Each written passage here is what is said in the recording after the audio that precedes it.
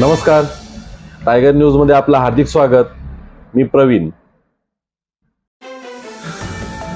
छत्रपती संभाजीनगर महानगरपालिका निवडणुकीसाठी तयार करण्यात आलेल्या मतदार याद्यांमध्ये जाणीवपूर्वक व बेकायदेशीर फेरफार करून संविधानाने दिलेल्या मतदारांच्या मूलभूत अधिकारांचे उल्लंघन केल्याप्रकरणी संबंधित BLO व कर्मचाऱ्यांवर फौजदारी गुन्हे दाखल करून मतदार यादीची दारोदारी जाऊन तात्काळ फेरतपासणी करण्याबाबत निवेदन दलित मुस्लिम OBC विकास संघाचे संस्थापक अध्यक्ष अयूब खान यांच्यामार्फत मनपा आयुक्तांना देण्यात आले.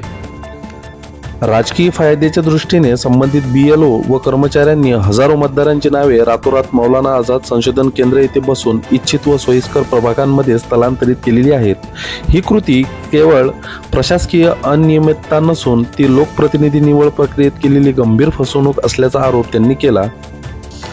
निवडणूक नियमावलीनुसार मतदार ज्या भौगोलिक प्रभागात वास्तव्यास आहे त्याच प्रभागात त्याचे नाव मतदार यादीत असणे अनिवार्य आहे. तथापि प्रत्यक्षात मतदार वास्तव्यास प्रभाग क्रमांक 11 मध्ये असताना त्यांची नावे प्रभाग क्रमांक 12, प्रभाग क्रमांक 13, प्रभाग क्रमांक 14 मध्ये समाविष्ट करण्यात आलेली आहेत. अत्यंत धक्कादायक बाब म्हणजे एका कुटुंबातील एकाच घरात राहणाऱ्या सदस्यांची नावे वेगवेगळ्या प्रभागांमध्ये विभागून टाकण्यात आलेली आहेत. वडील एका प्रभागात, आई दुसऱ्या प्रभागात व मुले तिसऱ्या व चौथ्या प्रभागात दाखवण्यात आलेले आहेत. आज या ठिकाणी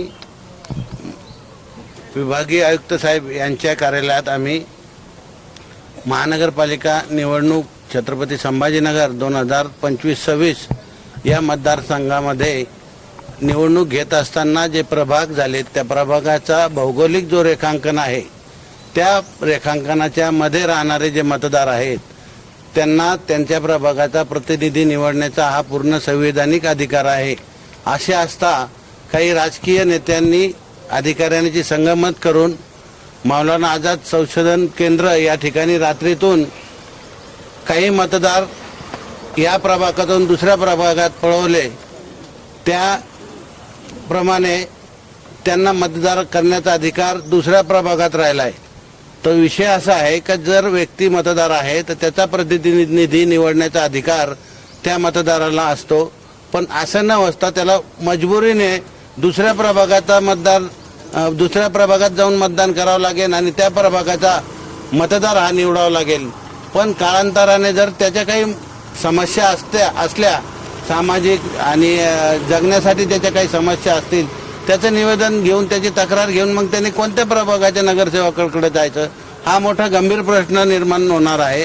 म्हणून आमची अशी मागणी आहे दलित मुस्लिम OBC विकास संघाच्या वतीने या विषयावर तात्काळ एक चौकशी समिती निर्माण करावी.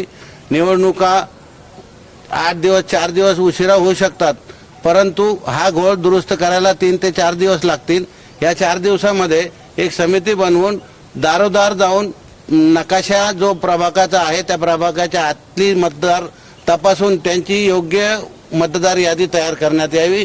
अन्यथा न्यायालयाने आमचं म्हणणं ऐकलं आणि आम्हाला न्याय मिळाला तर संबंधित महानगरपालिका निवडणूक ही रद्द होऊ शकते.